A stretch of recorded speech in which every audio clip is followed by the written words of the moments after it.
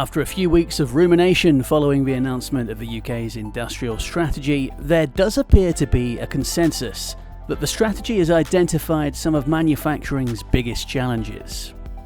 The first thing I'm encouraged by in terms of the strategy is that the longevity of the plan is 10 years plus, which is important for businesses. Having worked in industry over many decades, I know how important it is for long-term planning. Of course, they had to answer some of the key challenges that are facing industry at the moment: energy costs, skills, and also topics to do with how can innovation flourish. So those are the kind of things that are really important. But, as was brought up at this conference organised by the UK Manufacturing Forum, while the strategy spans a 10-year timeframe, there is a need for speed.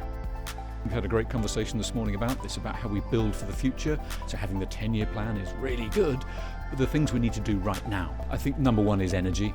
I think we have to move quickly to ensure that the core manufacturing sector has the ability to be globally competitive. I think that's absolutely clear. The skills issue, again, there's lots of things we can do. We need to deal with some quite complex issues around how we balance the domestic workforce versus the international workforce, which sectors need the skills deployed most urgently. And as we recently brought up on an episode of the Manufacturer podcast, is this strategy strong enough to endure for 10 years? Or will it be completely changed by a new government?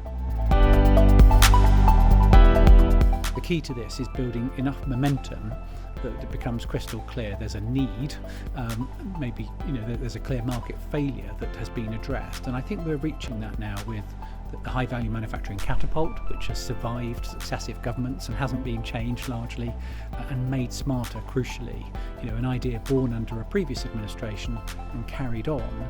Whether it gets supported by statute or an instrument that gives it even more longevity is up to successive governments that follow. But I think that's our role in industry, to be the voice of consistency, to keep saying this is working, we need it, and we need it to continue, rather than doing what there might be a temptation to do, which is bringing in new ideas with a new administration.